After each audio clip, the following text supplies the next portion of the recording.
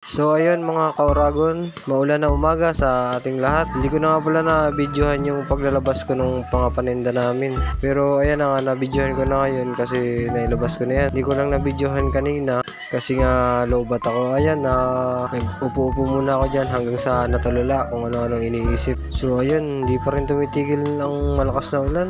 Patuloy pa rin ang malakas na ulan na medyo nababasa na nga yung mga paninda natin. Ngayon na nagpunta ako dyan sa asawa ko kasi may tinawag niya ako. Gawa ng inuutusan niya kasi ako dyan. Dahil wala na daw siyang wifi. Ngayon, kumuha na ako ng pera.